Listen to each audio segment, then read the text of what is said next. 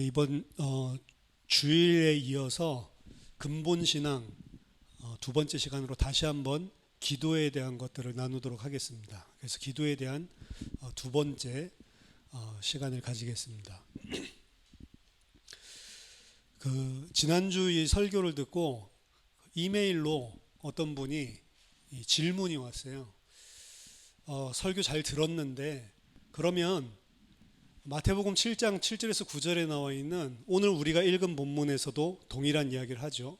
구하라 그러면 주실 것이요, 문을 두드리라 그러면 열릴 것이고, 찾아라 그럼 찾을 것이다, 이렇게 기도하라고 했는데 그러면 왜 이 말은 어떻게 해석을 해야 되는 겁니까? 라고 물어보시더라고요. 제가 지난 설교에서도 잠깐 말씀드렸지만 지금 가장 큰 문제가 성경을 문맥에서 이야기하는 대로 그 진위를 찾지 않고 우리들이 입맛에 담기는 대로 그저 한 구절만 뜯어다가 내가 필요한 이야기를 하는데 사용하는 겁니다. 말하자면 구하면 준다고 하지 않았냐, 그러니까 우리가 간구해야 된다. 그래서 내가 필요한 것을 하나님께 간구하면 반드시 주신다고 그랬다. 구하는 자가 구할 것이고 찾는 자에게 찾게 한다고 그랬고 문 두들기면 연다고 하지 않았냐. 그러니까 기도 제목을 딱 정해놓고 간절하게 기도해라 그럼 하나님 준다, 이런 식으로 그 구절만 딱 떼서 활용을 한 것입니다. 그래서 기도 제목도 구하는 대로 찾는 대로 두드리는 대로 주기 때문에 기도 제목을 구체적으로 하나님께 구해라. 그래서 배우자 기도할 때 하나님 좋은 배우자 주세요 이렇게 기도하지 말고 키는 몇 센치 이상이고 눈은 어떻게 생겨야 되고 코는 어떻고 입은 어떻고 지식 정도는 어떻고 가지고 있는 능력은 어떻고 성격은 어떻고 이거 하나하나 다 기도해라, 이렇게 저도 배웠어요. 이래가지고 그 예화를 들면서 어떤 사람이 다른 것들은 다 구했는데 무슨 눈이 어떻게 예쁘게 해달라고 안 했더니 다 좋은데 눈이 쌍꺼풀이 없고 쪽쪽이 찢어져서 이런 배우자를 만났다. 그래서 눈도 빼놓지 않고 기도해야 되는구나, 이렇게 생각을 했다니까요. 그러니까 지금 기도에 대한 가르침이라고 하는 것이 제가 지난번에 설명드린 것처럼 일방적으로 내가 필요한 것을 하나님께 구해서 얻어내는 것을 기도라고 정의를 하고 그 정의에 맞게끔 주님께서 하신 말씀들, 성경 안에 있는 말씀들 중에 거기에 의미에 맞도록 문맥과 상관없이 무조건 뜯어서 그런 식으로 기도를 이해한 대로 가르치기 위해서 성경 구절을 활용했단 말이에요. 그래서 성경을 가지고 하나님이 원래 주신 뜻대로 이해를 하고 그렇게 신앙을 세워가는 것이 아니고 땅의 것, 육신의 것, 사람의 생각을 가지고 이해한 대로 원래 일반 종교인들이 생각하는 대로 기도를 생각하고 거기에 맞는 구절로 활용을 하고 있었다고요. 그래서 기도를 열심히 하지만 실제로 성경을 알고 진리를 알다 보면 그건 기도가 아니고 우상 숭배하는 거였고 종교 생활하는 거였고 오히려 하나님을 대적하고 있는 거구나라는 것을 알게 되는 겁니다. 그런 식으로 기도를 이해하고 하나님 앞에 강청하는 기도를 하면 뜯어낸다고 오늘도 나오지요. 친구 벗됨을 인해서는 주지 않을지라도 강청하면, 옛날 성경에는 강청함을 인해서 못 이기고 주리라 라고 한 것도 그런 식으로 이야기해서 우리가 하나님께 진짜로 간구하면 하루 금식해서 안 되면 3일 하고 안 되면은 내 배째라 라고 기도하면 하나님이 응답해 준다 라고 기도를 가르쳐 왔잖아요. 이 강청하는 기도도. 그래서 강청하는 기도의 힘, 기도의 능력, 이런 책도 나와서 우리가 하나님 앞에 죽자 사자, 우리는 하나님을 의지할 수밖에 없습니다. 난 다른 데 도움 없습니다. 하나님 이거 도와주세요 라고 우리 목숨 내걸고 기도하면 들어준다라고 하는 게 기도 가르침이었잖아요. 그 기도가 아니란 말이에요. 그 기도가 아니라는 것을 제가 계속 말씀드리는 겁니다. 기도에 예수님께서 가르치신 기도, 성경에서 말하는 기도는 그렇게 기도하는 거라고 가르친 적이 한 번도 없다라는 겁니다. 땅의 것, 육신의 것 구하라고 한 적이 없어요. 그래서 지난번 마태복음 6장에서 살펴봤죠. 무엇을 먹을까, 무엇을 입을까, 이런 거 기도하지 마라. 그건 이교도들이 하는 기도다. 이방인들이, 불신자들이 하는 기도다. 하나님이 너희에게 뭐가 있어야 될지를 다 먼저 알고 계시다. 그런 거 기도하지 말라라고 그랬잖아요. 뭘 구해야 됩니까? 그러면 먼저 그의 나라와 그의 의를 구하라. 그러면 이것들은 시와 때를 따라서 너의 필요를 잘 아시는 하나님이 더해서 주시는 거다. 이것도 육신적으로 이해를 하다 보니까 그의 나라와 그의 의를 구하면 이런 것들 준다는 거구나, 이런 식으로 이해를 시켰다고요.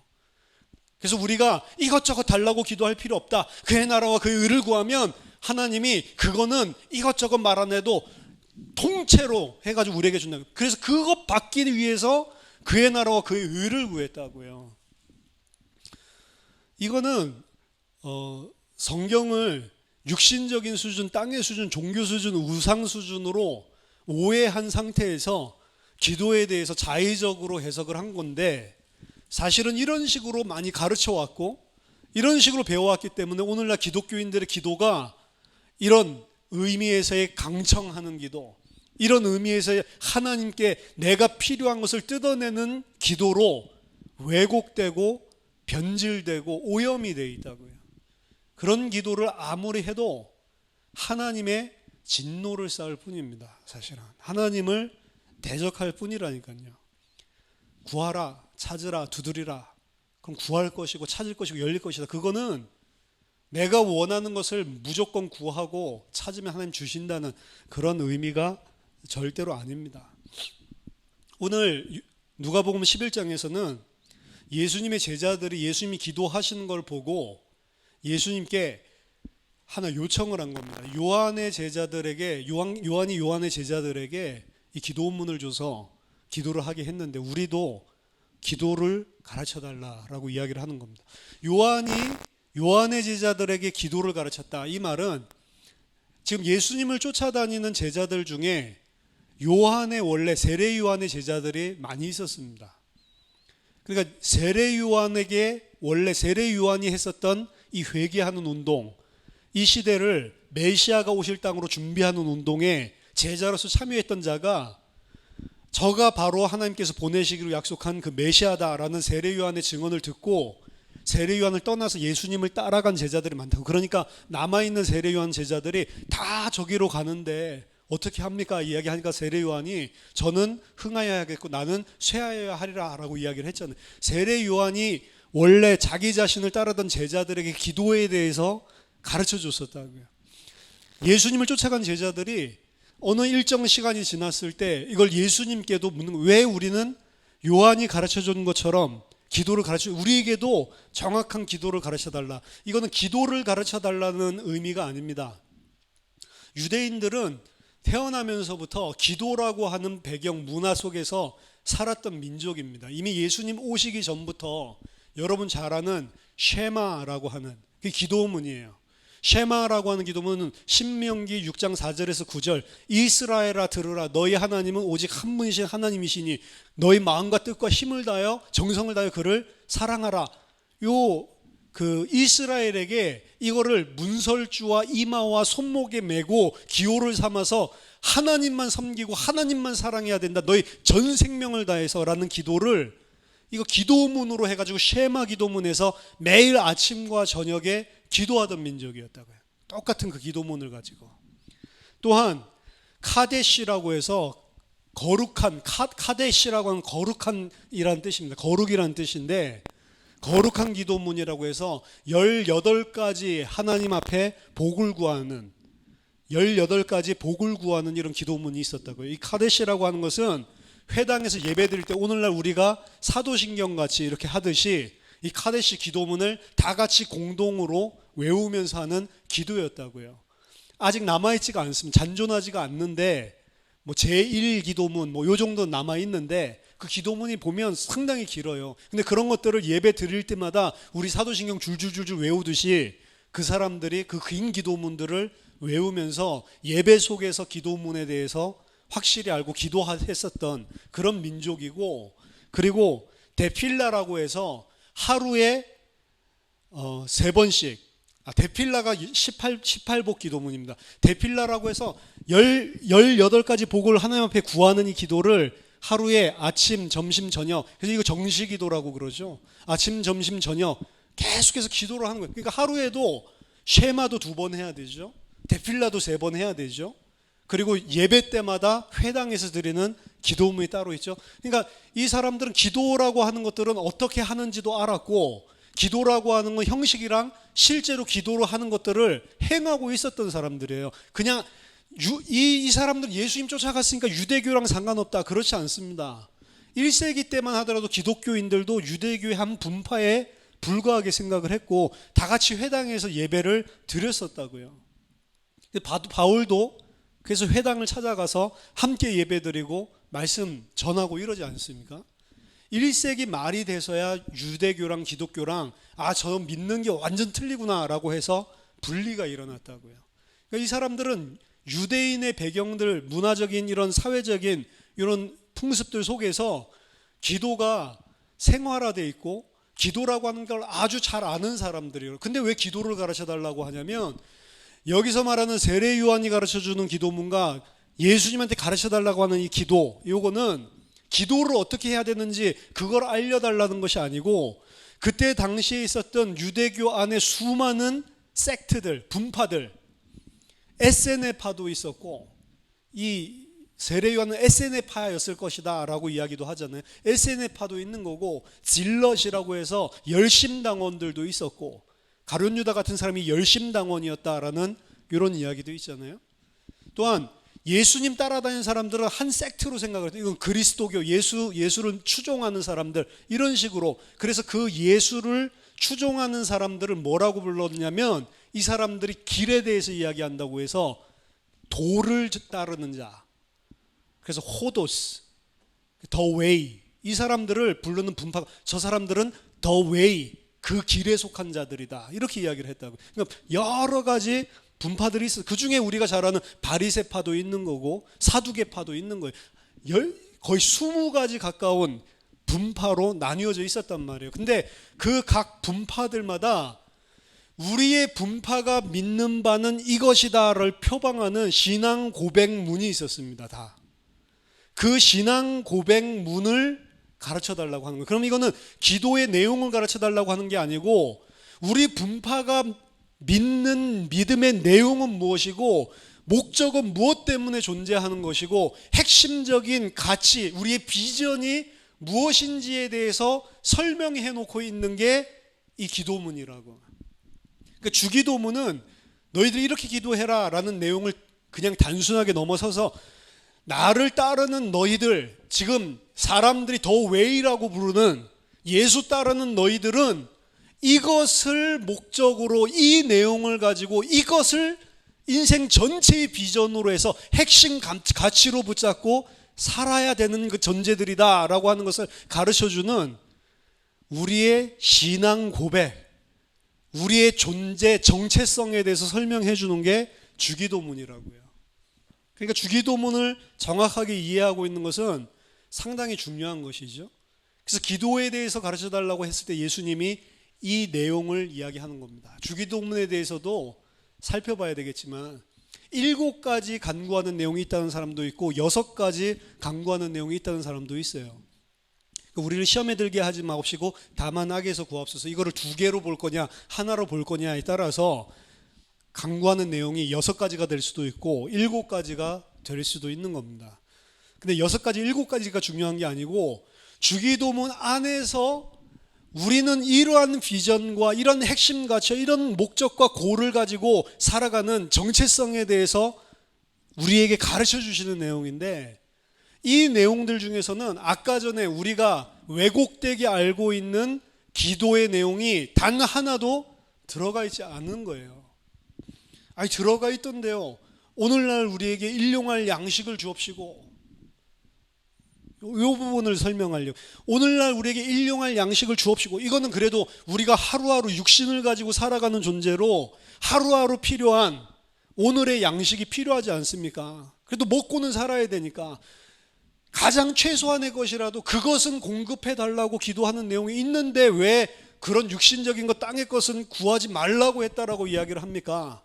반박을 할 수가 있는 거죠. 그런 연장선상에서 마태복음 7장에서는 구하라고 그랬고 찾으라고 그랬고 두드리라고 했는데 다 오해를 하고 있는 거라고요. 그게 만약에 오늘날 우리에게 일용할 양식을 달라고 하는 이 예수님의 기도의 가르침이, 핵심 비전이 진짜로 우리가 이 땅에 생존하기 위할 양식을 공급해 주세요라는 기도라고 한다면 마태복음 6장에서 이 주기도문을 가르쳐 주시고 나서 우리가 어제 지난주일에 살펴본 기도에 대한 가르침에서는 뭐라고 이야기하냐면 그런 거 하나님이 다 뭐가 있어야 될지 알기 때문에 더 이상 구하지 말라라고 이야기하잖아요. 무엇을 먹을까? 무엇을 입을까? 기도하지 말라라고 하잖아요. 같은 마태복음 6장의 주기도문이랑 그 내용이 함께 있단 말이에요. 그럼 이건 분명히 부딪히는 거잖아요. 성경이 잘못된 다른 가르침을 동시에 하고 있는 거잖아요. 그럼 둘 중에 하나는 틀린 거라는 이야기죠. 일용할 양식을 구하는 그 기도가 틀렸든지 아니면 너희에게 무엇이든지 하나님이 있어야 될 줄 아니까 더 이상 먹을 거 위해서 기도하지 마라고 한 그 가르침이 틀렸든지 둘 중에 하나는 틀렸다는 거잖아요. 안 틀렸다면 우리가 둘 중에 하나를 잘못 이해하고 있는 거죠. 성경은 하나님의 말씀이기 때문에 절대로 틀릴 수가 없습니다. 성경이 지금 상충되는 내용을 이야기를 하고 있는 게 아니고 그렇다면 우리가 생각해 봐야 될 게 우리가 뭔가를 잘못 이해하고 있구나라고 생각을 하고 성경을 대해야 된다고요. 그렇죠? 말씀이 틀릴 리가 없죠. 그러면 오늘날 우리에게 일용할 양식을 달라라고 하는 이 주기도문에 나오는 이 대목은 뭐라고 할 수가 있습니까? 일용할 양식이라고 하는 부분은 오늘 우리 누가복음 11장에도 여러분들 보시면 그 일용할이라고 그 쓰여진 그 본문 자체 원래 헬라어에 쓰여진 그 내용은 에피우지온이라고 하는 형용사로 그러니까 양식이라고 하는 걸 꾸며주는 그래서 오늘의 양식 이런 식으로 해석을 한 겁니다. 에피우지온이라고 하는 단어예요. 원래는 오늘의 양식을 달라라고 하려고 하면 에피우지온이라는 단어를 쓰지 않고 헤메라인이라고 하는 단어를 써야 돼요. 헤메라라는 게 오늘이라는 뜻이거든요. 헤메란 그래서 꾸며주도록 해야 된다고 목적어로 꾸며주도록. 에피우지온이라고 하는 것은 신약 성경에서 딱 두 번만 쓰였습니다. 누가복음 11장이랑 마태복음 6장. 누가복음 11장이랑 마태복음 6장 전부 다 주기도문 안에서만 쓰인 단어라고요. 그러니까 성경에서는 이 에피우지온이라고 하는 우리가 오늘의 일용할 양식이라고 해석하고 있는 오늘의라고 해석하고 있는 그 부분이 딱 한 번밖에 안 나온 거라고요. 주기도문 안에서만 나오는 단어입니다. 그러니까 이게 과연 오늘의라고 하는 건지 뭐라고 하는 건지는 사실은 모르는 거예요. 그냥 일반적으로 오늘의 양식을 구하려고 하면 헤메란이라는 표현을 써야 된다니까. 그러니까 지금까지 우리는 전통에 의해서 이 에피우지온을 오늘의 양식이라고 생각을 하고 그냥 우리는 관습적으로 그렇게 사용해 왔기 때문에 그렇게 받아들이고 있을 뿐입니다.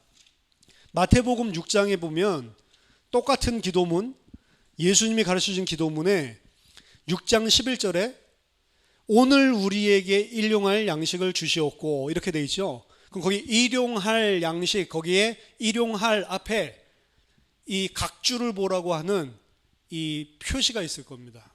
여러분 성경에도 각주를 쳐다보면 또는 뭐라고 돼 있어요? 내일의 양식을 이렇게 돼 있죠. 오늘의 양식을 달라고 하는 게 아니고 또한 어떤 해석자들은 이것을 내일의 양식이라고 해석을 했다는 겁니다. 오늘날 많은 학자들은 이 에피우지온이라고 하는 단어를 일용할 양식, 오늘의 양식으로 더 이상 지지를 하지 않습니다. 거의 대부분이. 그동안 우리가 잘못 사용해 왔다는 뜻이에요. 오히려 더 강력하게 주장을 하고 있는 것이 내일의 양식이라고 하는 겁니다. 이 내일의 양식이라는 것은 어디서 나왔냐면 사도행전 7장 26절에 보면 에피우세이라는 표현이 있습니다. 에피우시온이라고 이야기했잖아요. 근데 에피우세이라는 표현이 있어요. 그 에피우세이라는 표현은 사도행전 7장 26절에 이튿날, 그 다음 날이라는 표현이에요. 그리고 아람어로 된 성경, 아람어로 왜 성경이 해석돼야 되냐면 구약 성경이 쓰여진 히브리어라든지 그리고 헬라어 이런 것들은 아람어로 해석된 성경들이 1세기에도 그리고 2세기, 3세기에도 상당히 많습니다. 그리고 구약 성경도 아람어로 해석된 것들이 많다고요. 그게 왜 그러냐면 히브리어 자체를 사실은 고어가 돼버리고 사어가 돼버렸어요. 그래서 히브리어를 읽을 수 있는 사람은 랍비라든지 고대 문헌, 성경을 볼 수 있도록 교육받은 고등교육을 받은 사람이 아니면 거의 사용하지도 못했고 해석할 수도 없었습니다. 예수님 당시에. 이미 이거는 BC 2세기 이럴 때도 마찬가지였어요. BC 8세기부터 벌써 아람어가 전체 프랑카 링구아라고 해서 고대 근동 지방을 전체를 장악한 언어가 돼버렸다고요. 영어처럼 오늘날에. 그러니까 모든 외교 문서라든지 외교적으로 사용하는 언어는 아람어가 됐어요. 그러니까 대부분 일반적으로 사용했던 언어가 아람어였다고요. 예수님 당시에도 일상생활에서 사용했었던 언어는 아람어였습니다. 근데 알렉산더 대왕 이후에 헬라가 영향을 주기 시작하면서 쓰고 이런 것들, 문서 이런 것들에 굉장히 헬라어가 영향을 많이 줬죠. 그래서 헬라어들을 사용을 하게 된 겁니다. 그래서 신약 성경 헬라어를 사용했지만 여전히 1세기 당시의 유대인들은 아람어로 대화를 했다고. 히브리어는 다 까먹어버렸습니다. 그러니까 회당에서 예배를 드릴 때 문제가 생기는 거예요. 히브리어로 읽어주면 많이 앉아있는 사람들이 거의 대부분은 무슨 말인지를 모르는 거예요. 그러니까 회당에는 항상 히브리어로 읽으면 그걸 아람어로 설명해주는 통역관이 있었다고요. 그래서 회당의 예배는 히브리어로 읽어주면 그것을 아람어로 이야기를 했는데 그 아람어로 이야기를 할 때 언어라는 것은 1대1로 이 번역이 잘 안 되는 게 많다고요. 그러니까 아람어를 하는 통역관들이 바로 1대1로 할 수 없는 단어들은 이 사람들이 이해할 수 있는 단어로 쉽게 설명을 해가지고 풀어서 설명을 해줬다고요. 그 풀어서 설명한 거를 그대로 회당에서 예배드리면서 받아들인 것들이 아람어 성경의 모체가 됐다고요. 그래서 아람어 성경은 우리가 가지고 있는 히브리어 성경이나 헬라어 성경이랑 비교해보면 상당히 설명이 많아요. 그러니까 한 가지를 설명하면 이 사람이 막 덧붙여서 이야기를 풀어주니까 그러니까 굉장히 귀중한 자료가 됩니다. 1세기 당시에 회당에서 이 구절은 이런 식으로 이해를 하고 있었구나 라고 하는 이 사람들이 주석을 볼 수 있는 것 같은 효과가 있단 말이에요. 그 아람어 성경을 탈굼이라고 그러는데 이 탈굼에서도 이 주기도문이 포함된 부분이 있잖아요. 탈굼 성경으로 된 신약 성경 가운데 예수님이 가르치신 이 주기도문에 그럼 에피우지온을 뭐라고 썼냐라고 살펴보니까 내일의 양식이라고 이야기를 하는 거예요. 그러니까 그때 당시에 이걸 내일의 양식이라고 이야기했을 가능성이 높구나. 이렇게. 그럼 왜 우리는 오늘의 양식이라는 걸 쓰게 됐을까요? 자, 이제 헬라 시대도 지나가고 이제 로마가 초강대국이 됐죠. 로마의 언어는 라틴어였습니다. 로마가 초강대국이 되고 로마가 기독교를 공인하게 되죠. 그러면서 로마 사람들이 일반화돼서 알 수 있는 라틴어 성경이 필요하게 되는 거예요. 그래서 4세기 말에 제롬이라고 하는 학자를 불러서 당신이 라틴어로 성경을 번역해라 라고 해서 이 사람이 헬라어 그리고 히브리어 원어에서 라틴어로 성경을 번역하는 과정을 겪게 됩니다. 그 과정을 겪을 때 이 제롬이 특히 구약 성경을 히브리어 원어에서 곧바로 라틴어로 바꾸는 작업을 했다고요. 근데 제롬은 이 히브리어를 잘 몰라요. 언어학자가 아닙니다. 그러니까 어떻게 했어요? 히브리어 잘 모르는 거 있으면 자기가 아는 헬라어 성경 뒤지고 지가 해석한 것처럼 이렇게 집어넣는 거죠. 그러니까 라틴어 벌게이트 성경에 굉장히 이 사람의 천박한 헬라어라든지 그리고 이 히브리어 지식 때문에 이상하게 해석된 것들이 많은 거예요. 벌게이트에. 그럼 라틴어 성경으로 제롬부터 시작해서 옮기기 시작할 때 이 에피우지온이라고 하는 단어를 오늘날로 번역을 한 거예요. 그럼 이제 중세시대 때 라틴어 성경을 다 사용하니까 이게 중세 1000년 동안 기독교의 전통적인 이 이해로 굳어지게 된 겁니다. 그렇기 때문에 오늘날 학자들은 언어 연구를 하면서 이거는 오늘의 양식이 아니다라고 대부분의 학자들이 반박을 하는 거예요.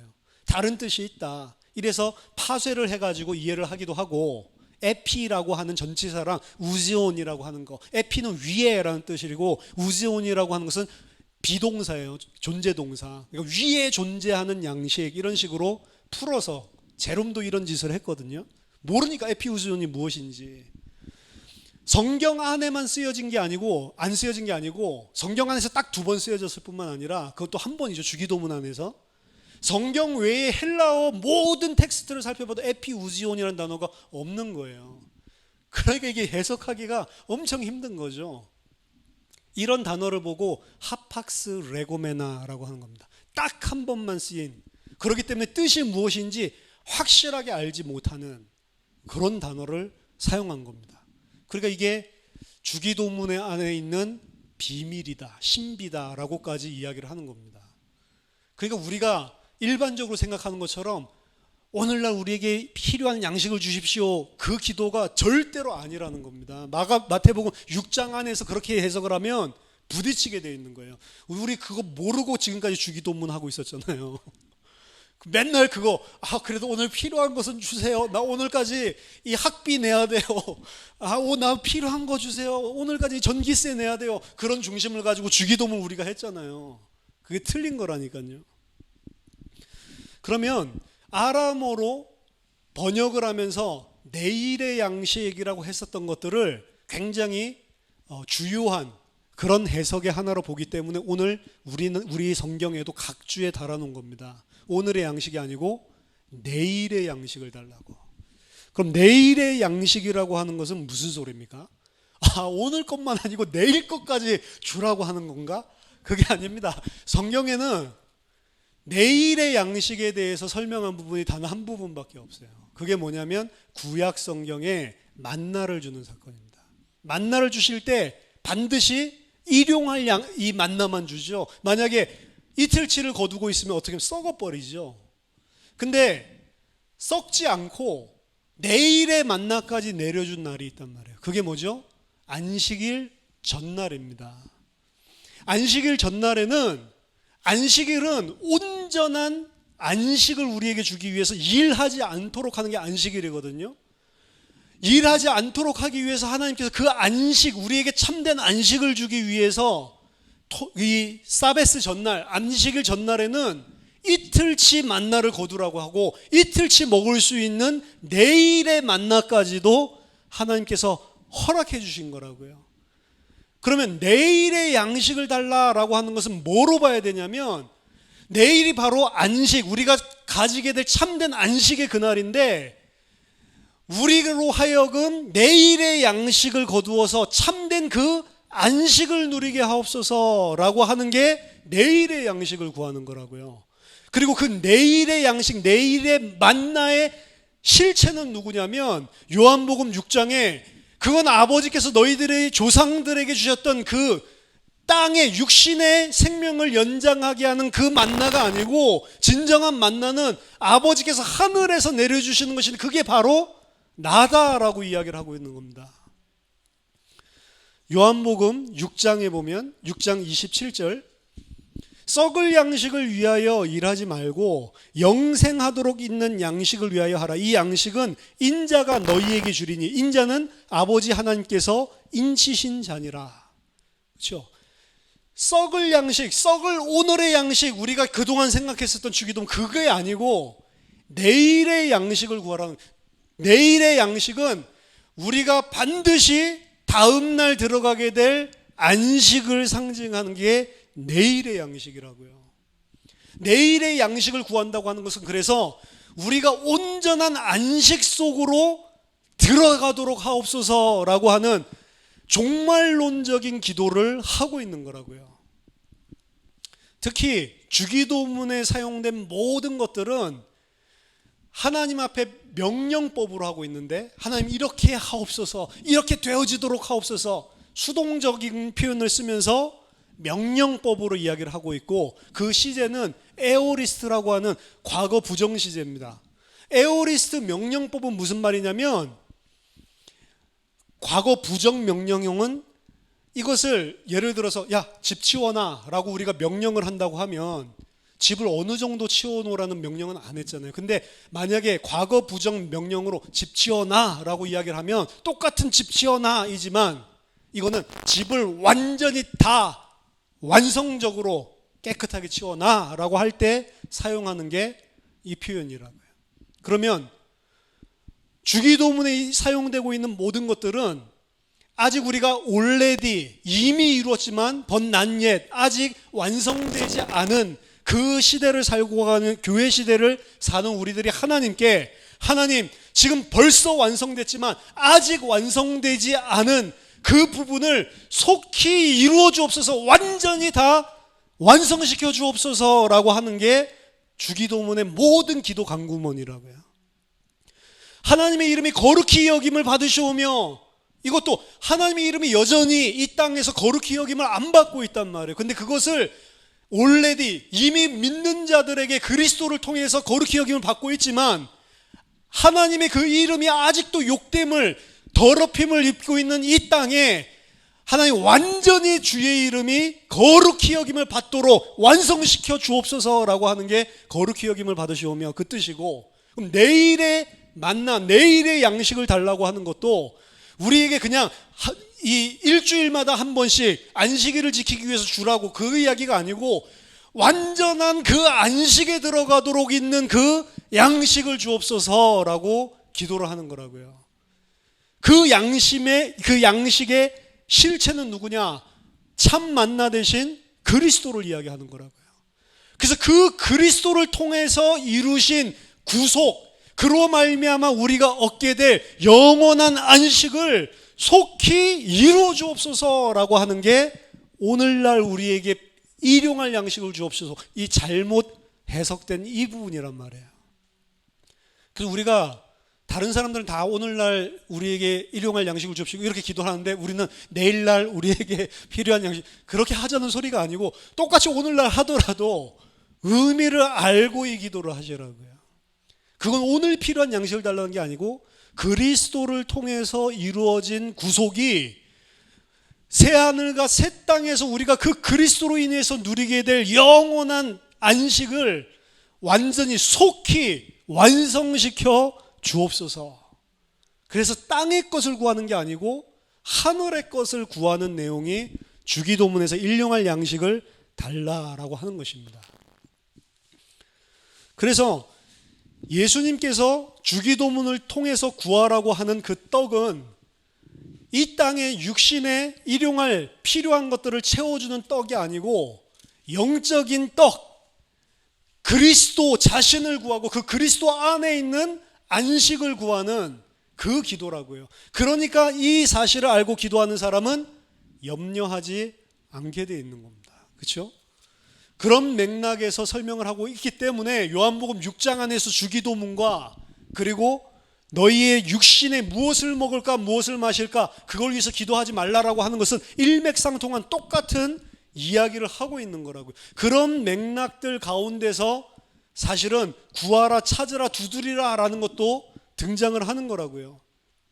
다시 오늘 누가복음 본문으로 돌아가서 누가복음 11장을 보면 그래서 예수님께서 이 주기도문을 설명하시고 나서 막바로 여행 중에 벗에게 찾아가서 밤중에 그 늦은 밤에 떡을 달라고 하는 이 부분을 붙여서 설명하고 있는 겁니다. 그럼 일단 먼저 생각해 봐야 될 거는 이 여행 중에 있었던 벗이 밤이 늦었는데도 불구하고 강청한다고 표현하는 그 두들겨 가지고 떡 내놓으라고 하는 그 떡은 무슨 떡을 지금 이야기하고 있는 겁니까? 위에서 이야기하는 그 떡 이야기하고 있는 거예요. 지금 떡 이야기를 하고 있는 게 육신적인 이 땅에 떡을 달라 그 이야기를 하고 있는 게 아니란 말이에요. 일단 내용 자체가. 그래서 똑같은 떡 이야기를 하고 있는 겁니다. 5절에 보니까 너희 중에 누가 벗이 있는데 밤중에 그에게 가서 말하기를 벗이여 떡 3덩이를 내게 구워달라. 내 벗이 여행 중에 내게 왔으나 내가 먹일 것이 없노라 하면 그가 안에서 대답하여 이르되 나를 괴롭게 하지 말라. 문이 이미 닫혔고 아이들이 나와 함께 침실에 누웠으니 일어나 내게 줄 수가 없노라 하겠느냐. 이거 수사 의문문입니다. 그럴 사람이 없다라고 하는 겁니다. 이거는 우리로서는 이해 안 되는 거죠. 만약에 내 친구가 왔어. 근데 우리 집에 줄 밥이 없어. 그러니까 옆집에 친구 집에 가가지고 밤 12시에 두들기면서 야, 밥 좀 가져와. 이건 우리나라 사회에서는 미친놈이죠. 네가 밥을 해주든지 아니면 무슨 야식을 시켜 먹든지 해야지.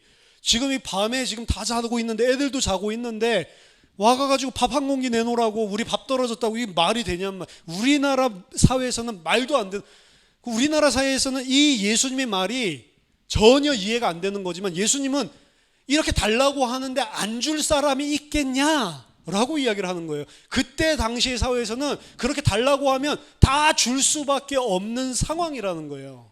그 왜 그러냐면 이때 당시에는 한 동네가 하나의 가족으로 생각을 하고 한 동네 안에 있는 모든 사람의 경사는 그 동네, 우리나라도 옛날에 그런 풍습이 있었죠.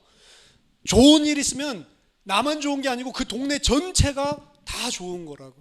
그러니까 뭐 다윗도 자기가 어디 출신인지 베들레헴 사람이란 거를 이야기를 하잖아요. 베들레헴 전체가 축하할 일, 완전히 운명 공동체, 가족같이 똘똘 뭉친 사회란 말이에요. 그래서 날마다 필요한 떡도 여러 군데서 하는 게 아니고 한 군데서 해가지고 전부 다 나눠 가졌다고. 하루하루씩 돌아가면서 오늘은 너가 하고 그 다음날은 너가 하고 서로 돌아가면서 그날 하루하루 먹을 떡들을 전부 다 그렇게 했다.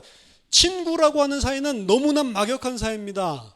심지어 부모님이 이 막역한 사이에 이르면 부모를 보고도 친구라고 이야기를 하고, 그런 배경에서 예수님이 이야기한 게 난 너희를 종으로 부른 게 아니고 친구라고 이야기를 하는 겁니다. 친구라고 하는 사이는 거의 뭐 우리나라 말로는 불알 친구, 우리나라 말로는 완전히 막역해가지고 안에 있는 거 다 이야기해도 괜찮고 내가 막 해도 괜찮고 그 정도로 친밀한 관계가 친구였고, 그런 영역이 단순하게 내 몇 명 친한 친구가 아니고 가족 구성원 같이 전체 마을이 공동체로 돌아가는 그런 사회였다고. 그래서 오늘 내 친구가 마을 전체의 떡을 책임지는 날인데 내가 받았었던 떡은 다 떨어졌어요. 그러니까 가가지고 달라라고 이야기를 하는 거는 너무나 당연한 것이었고, 또 친구들 사이에서는 그게 당연히 할 수 있는 일입니다. 그리고 더 중요한 것은 고대 근동시대 때부터 구약 성경에 흘러내려오고 있는 것들 중에 중요한 주제 중에 하나가 honor and shame이라고 하는,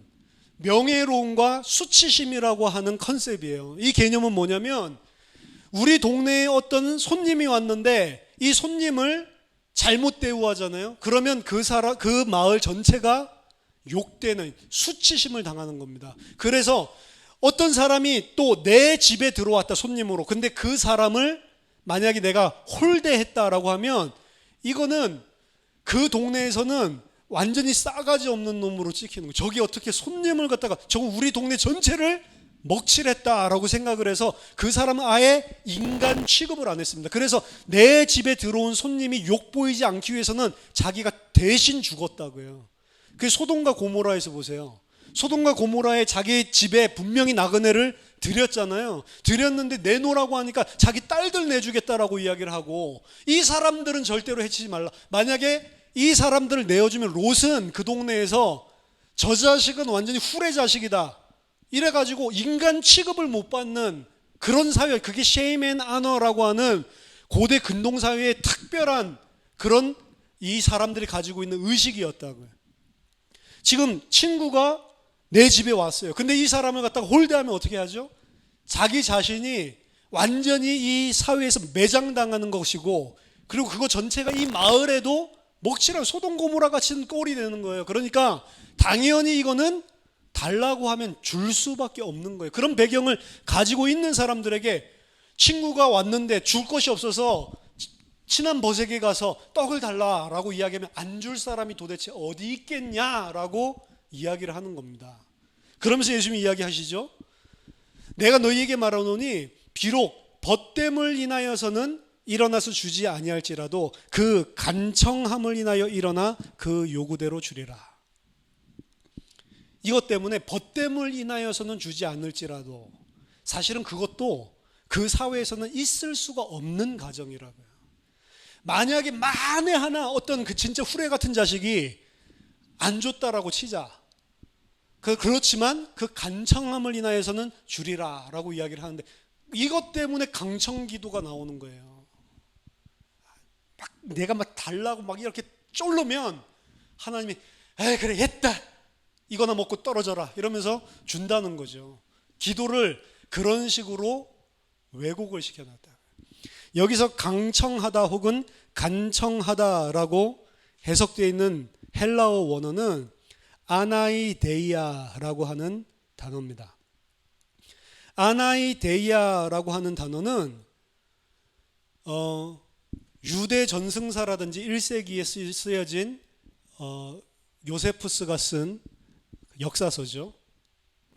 전쟁사라든지 그리고 셉투아진트, 헬라어로 번역된 히브리어 성경, 구약 성경, 이런 데 쓰여진 것을 보면 아나이데이아라고 하는 이 단어는 수치를 피하기 위함, 부끄러움을 피하기 위함, 영어로는 shamelessness, 수치를 당하지 않음입니다. 벗됨을 인하여서는 주지 않을 수가 있을 가능성이, 일말의 가능성이 있겠지만, 아까 전에 말했던 honor and shame, shame and honor라고 하는 부끄러움을 당치 않아야 되는 이 상황, 그걸 표현하는 거라고요. 친구이기 때문에는 너무 피곤하고 이래서 안 줄 수가 있을 일말의 가능성이 있을지 모르겠지만, 수치를 당하지 않기 위하여서는 당연히 일어나서 주는 게 아니냐라고 하는 것입니다. 간청함을 인하여 준다는 것은 내가 강하게 청했기 때문에 주는 게 아니고, 수치 당하지 않기 위하여서는 그 사람이 당연히 떡을 내주는 게 아니겠냐라고 하는 거예요. 그래서 기독교 성경에서 가르치는 기도에는 내가 원하는 것을 강청해가지고 하나님께 뜯어내는 따위의 기도는 없는 거라고요. 기도를 잘못 이해하니까 5만 번 기도응답을 받은 조지 뮬러의 응답 이런 걸 보면서 저 사람은 5만 번이나 응답받았대. 그 응답받은 거 책 읽어보셨습니까? 기적 같은 응답들 전부 다 열렬히 써놓고 5만 번 기도응답. 근데 그 기도응답 주신 이유는 내가 원하는 것을, 필요를 그렇게 채워주는 하나님을 계시하려고 그렇게 하신 게 아니에요. 시대적인 배경이랑 그 개인에 대한 하나님의 계획상 하나님이 뭔가를 계시하기 위해서 그렇게 내준 겁니다. 그 5만 번 기도응답 받은 조지 밀러가 5만 번 받은 내용이 뭔지 아세요? 전부 무일푼의 빈털털인데 고아들 먹여 살리는데 일용할 것 채워줬다라는 게 그 책 내용의 전부 다예요. 근데 일평생 수십 년을 그 고아들을 그런 응답 받아가지고 먹여 살렸던 조지 밀러가 마지막 죽음을 가까이 두고 있을 때 자기가 했었던 전체 사역을 보면서 하나님 앞에 회개했다니까요. 떡을 줬는데 이 고아들을 살리려고 떡만 줬지 생명의 떡을 한 명도 안 준 거예요. 회심하고 돌아온 자가 거의 전무한 거를 발견했다니까. 그럼에도 불구하고 조지 뮬러가 그 일을 시작할 때 하나님 앞에 무릎 꿇고 기도한 내용이 있습니다. 저는 이 기도의 내용이 하나님이랑 맞아 떨어졌기 때문에 주신 응답이라고 생각을 해요. 그게 뭐냐면, 그때 당시에 유럽이 전쟁으로 인해서 피폐해졌고 사람들은 물질 문명, 산업혁명이 일어나고 과학이 발전하면서 하나님을 떠나고, 하나님 같은 게 어디 있어? 세상 것들을 주장하고 있었던 그런 시대였다고. 근데 조지 밀러는 뭘 사람들한테 보여주고 싶었냐면, 성경에 있는 하나님은 지금도 살아서 역사하고 계시고, 그 하나님은 지금도 천하 만물을 통치하고 다스리고 계시고 지금도 역사하고 계시는 그분이다라는 것을 하나님 증명해 보이기를 원합니다 라고 해서 그 고아를 아무것도 없는 속에 하나님 살아계심을 증명하겠다고 시작을 한 거란 말이에요. 그럼에도 불구하고 하나님 살아계심을 증명했는지는 몰라도 자신이 했었던 이 사역과 고아 사역의 방향이 틀린 것을 보고 마지막 때 한탄을 하고, 그러면서 내가 이제 남은 생에는 이 아이들 중에 단 몇 사람이라도 더 구원을 받기 위한 쪽으로 사역을 바꿔야겠다라고 했었던 사람이 조지 뮬러라고요. 만약 그런 배경을 알지 못하고 5만 번 기도 응답 받은 조지 뮬러 이런 식으로 우리가 생각을 한다면 우린 또 육신적으로 기도를 오해하고 있는 거라고요. 그런 식으로 다 오해를 하고 있습니다. 이렇게 믿고 기도했더니 이렇게 응답 주더라, 조지 뮬러 보면서. 하나님께서 우리의 모든 필요를 알고 계시기 때문에 육신적인 것 땅의 것 구하지 말라, 나를 우상 같은 하나님으로 섬기지 말라라고 성경은 일관되게 이야기를 하고 있습니다. 그 맥락 안에서 기도를 이해해야, 주기도문도 이해해야 되고 기도에 대한 가르침도 이해해야 되는 겁니다. 그래서 여기서 다른 것을 구하는 게 아니고 당연히 줄 수밖에 없는 떡에 대한 이야기를 하시는 거예요. 그러면서 구하는 이마다 받을 것이요, 찾는 이는 찾아낼 것이요, 두드리는 이에게는 열릴 것이다. 뭘 구하라는 소리예요? 뭘 찾으라는 소리고 뭘 두드리라는 소리죠? 떡! 그 내일의 떡을 구하고 찾고 두드리라고 하는 거예요. 이거는 그냥 아무거나 내가 원하는 것을 찾고 구하고 두드리는 것이 아니고, 너희 중에 아버지 된 자로서 누가 아들이 생선을 달라는데 생선 대신에 뱀을 주며 알을 달라는데 전갈을 주겠느냐? 너희도 악할지라도 좋은 것을 자식에게 줄 줄 알거든 하물며 너희 하늘아버지께서 구하시는 자에게 성령을 주시지 않겠느냐? 성령이 누구시죠? 예수 그리스도께서 하신 일을 생각나고 가르치고 깨닫고 믿어지게 하시는 보혜사, 떡을 구하는 자에게 그 성령을 주시겠다고 하는 게 이어지는 겁니다. 맞죠? 이렇게 이해를 해야 문맥상에서 이해하는 거잖아요. 문맥상에서 봐야 된다니까. 그래서 제가 웨스트민스터 졸업할 때 설교에 대해서 가르치면서 교수님이 너희들이 성경 몇 절을 가지고 설교를 하려고 그러면 몇 절을 보지 말고 그 몇 구절이 속해 있는 패러그래프 전체를 갖다가 다 살펴봐야 되고, 패러그래프를 보고 난 이후에는 그 장 전체가 이야기하는 게 무엇인지를 살펴봐야 되고, 그 장 전체를 보고 난 다음에는 그 책 전체가 무엇을 이야기하는지를 봐야지만 그 몇 절 설교를 할 수 있는 거다. 그렇게 하기 전에는 절대 설교하지 마. 그러면 한 구절을 가지고 설교하기 위해서는 그 요한복음에서 예를 들어서 한 절을 가지고 설교를 하려면 그 한 절 가지고 설교 못 한다는 거예요. 요한복음 가지고 설교를 하려면 요한복음 전체 주석을 너 걸로 만들고 나서 그 한 절을 설교해 라고 이야기를 했다고. 그러면서 우리한테 너희들은 앞으로 졸업하고 나서 6개월 동안 설교하지 마 그러더라고요. 그래서 저 들으면서 미친 거 아니야? 지금 이거 배우지도 않았는데도 지금도 매주 설교하고 있는데. 근데 그 말이 맞는 말이에요. 안 그러니까 이런 식으로 아전인수격으로 육신적인 개념으로 기도도 전부 다 오해를 시켜놨다고요. 다시 마태복음 6장으로 돌아가 보세요. 마태복음 6장에서도 똑같은 이야기를 하고 있는 겁니다. 마태복음 6장, 7장 이렇게 장절이 나는 것은 사실은 오랜 후에 예배를 위해서 끊어놓은 거라고요. 원래는 전부 다 장절이 없이 하나의 책이라고요. 그런 관점에서도 장절을 나온 것은 성경을 읽는 우리들이 오해하게끔 만드는 가장 최악의 기독교인들의 실수다라고까지 이야기를 하는 거예요. 그리고 더더군다나 예수님이 말한 건 다 빨간 글로 써놨죠. 이런 것들 최악의 결정이다라고 이야기를 하는 거예요. 이렇게 하니까 이 빨간 글자는 좀 중요하게 생각하고 검은 글자는 좀 덜 중요하게 생각을 하잖아요. 그리고 빨간 글자의 그 맺고 끊음도 정확하지가 않다고, 그냥 다 해석이 들어간 것들입니다. 그리고 장절 끊어놓고 문단 끊어놓고 그 위에 제목 써있죠, 소제목. 그것도 전부 다 우리를 성경을 잘못 보게 만드는 거라고요.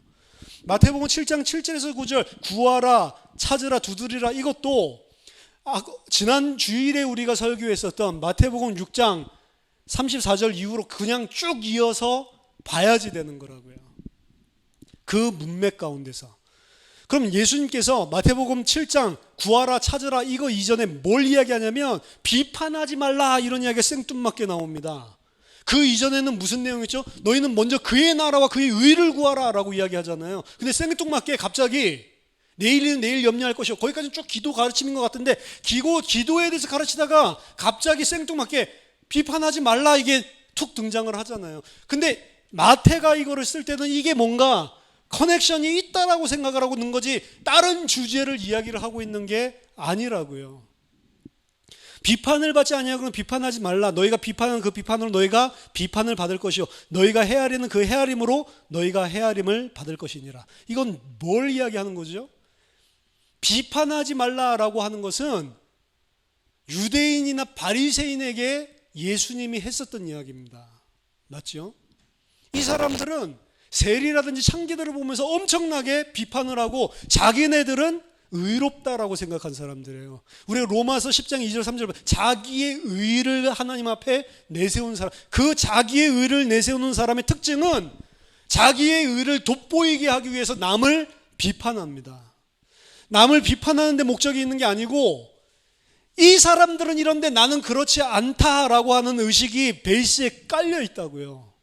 그것 가지고 살아남, 그게 자기의 의. 마태오 6장 33절에서 너의 그 의 구하지 말고 하나님의 나라와 하나님의 의, 그의 의, 누구죠? 그리스도를 구해라 라고 이야기를 하면서 자기의 의를 구하고 있는 사람들 이야기를 쓰고 있는 거라고요. 맞죠? 그러니까 이게 위에랑 연결돼서 이야기를 하는 겁니다. 이 사람들은 자기 눈에 들보를 가지고 있으면서 다른 사람 눈에 있는 티를 빼려고 하는 외식하는 자다라고 이야기를 하고 있는 겁니다. 그러면서 거룩한 것을 개에게 주지 말며 너희 진주를 돼지 앞에 던지지 말라. 그렇게 행하고 있는 자기 의를 행하는 자를 보고 돼지고 개라고 이야기를 하고 있는 거예요. 바울의 편지에도 개들을 삼가고 행악하는 자를 삼가라고 이야기를 하죠. 그 개는 멍멍 개를 삼가라고 하는 게 아니고 이 외식을 가르치고 있는 바리새인들, 율법주의자들을 삼가라라고 하는 거잖아요. 이 개들과 이 돼지는 율법주의자들과 행악하는 자들을 이야기한다고요. 그 사람들은 자기네들의 의, 자기 자신이 중심되고 기준이 된 사는 삶을 살고 있는 자들입니다. 하나님의 의를 구하는 것이 아니고 나의 의, 나를 기준 삼아 살고 있는 그 사람들 이야기해요. 하나님의 나라와 하나님의 의를 대적하는 대척점에 있는 사람들을 이야기하고 있는 거라고요. 거룩한 것을 개에게 주지 말며 너희 진주를 돼지 앞에 던지지 말라. 그것들이 깨닫지 못하니까 그것들을 발로 밟고 돌이켜 너희를 찢어 상하게 할까 염려하라 라고 하면서 그 사람들에게 거룩한 것, 그 사람들에게 진주를 주지 말라고 하죠. 거룩한 것, 진주, 이것은 무엇입니까? 우리가 구해야 될 것이 거룩한 것, 진주라고요. 우리가 구해야 될 이것을 자기 의를 내세우고 율법주의로 행악하고 있는 그들에게 던져주지 말라라고 이야기해요. 하지만 그들에게 주지 않을지라도 너희는 이것을 간구하라라고 하는, 구하라, 찾으라, 두드리라 라고 하는 겁니다. 그리하면 구하는 이마다 받게 되고 두드리는 이마다 열리게 되고 찾는 자마다 찾게 될 것인데 그것이 뭡니까? 하늘에 계신 너희 아버지께서 구하는 자에게 좋은 것으로 주지 않겠느냐. 그것을 오늘 누가복음 11장에서는 성령이라고 이야기하는 겁니다. 마태복음 7장과 그리고 누가복음 11장에서 이야기하는 기도 똑같은 이야기를 합니다. 지난 주일에 이야기한 걸 똑같이 이야기한다. 여러분들에게 제가 복음에 대해서 근본적인 성경이 가르치고 있는 복음의 내용에 대해서 계속해서 이야기를 하고 있는데요. 이거랑 부딪히는 여러분들이 지금까지 생각해 왔었던 신앙생활, 제가 계속 이걸 갖다가 무너뜨려야 된다고 이야기하는 종교, 그리고 우상숭배, 육신의 것, 땅의 것, 이런 개념들 이야기했잖아요. 근데 그런 식으로 이해하고 있었던 성경 구절들을 여러분들이 다시 보게 되면 근데 이거는 뭐야? 에이, 저 이상하네. 그렇게 생각을 하지 마시고요. 그거를 복음으로 다시 한번 생각해 보시라고요. 전부 다 틀리게 우리들이 가지고 있었던 것들을 알게 될 겁니다. 그거를 내가 그냥 액면적으로 그냥 막 해석하려고 하지 말고, 연구를 저처럼 막 다 할 수는 없겠지만 액면적으로 이해하려고 하지 말고 복음의 원리랑 비추어서, 이 복음의 진리에 비추어서 다시 그냥 한번 생각해 보시죠. 과연 그 말이 그것을 구하는 것인가 라고 하는 거를 엄청나게 여러분들의 눈이 열리기 시작해요. 성경이 지금 그 말하고 있는 게 아니구나 라고 하는 것들을 이전에 잘못 가지고 있었던 생각 속에서 계속 찾아내게 될 거라고요. 성경은 우리에게 이 땅의 것, 육신의 것을 구하지 말라라고 이야기해요. 그게 기도가 아니라고 이야기합니다. 하늘의 것, 장차 그리스도를 통해 완성될 그것만 구하라라고 하는 겁니다. 오히려 이 땅에 살 동안에는 우리는 그런 것들이 핍절할 수가 있는 거예요. 어려움을 당할 수 있는 겁니다. 그 어려움을 당하는 것이 신앙이 없다는 증거가 아니라고요. 이 땅에서 풍요롭게 되고 육신적으로 잘 살게 되고 성공하는 것이 신앙이 좋다는 증거가 아니란 말이에요. 신앙의 증거는 그걸로 나타나는 게 아니란 말이에요. 신앙의 증거는 나는 사라지고 오직 그리스도에 의해만 의존하고 있는 그 은혜 받은 상태, 그 은혜 받은 자의 믿음의 고백, 그것을 통해서만 신앙을 알 수 있는 겁니다. 저와 여러분들이 바른 기도를 이해하시고 참된 기도로 하나님께서 위에서 주시는 은혜, 하나님께서 그리스도 안에서 우리를 위해 완성되어 주신 것, 그리고 반드시 장차 성취될 것, 그것을 붙잡고 승리하게 되기를 예수님 이름으로 축원합니다. 기도하겠습니다. 하나님, 바른 복음, 바른 진리를 알게 하시고 또 바른 기도를 할 수 있도록 우리에게 은혜를 주시고 깨달음을 주셔서 하나님 이 땅 사는 동안 하나님의 원수로 살지 아니하고 육신을 위하여 나를 위하여 살지 아니하고 하나님의 자녀로 하나님의 백성으로 성도로 승리할 수 있도록 우리에게 힘을 허락해 주시옵소서. 예수 그리스도 이름으로 기도하옵나이다. 아멘.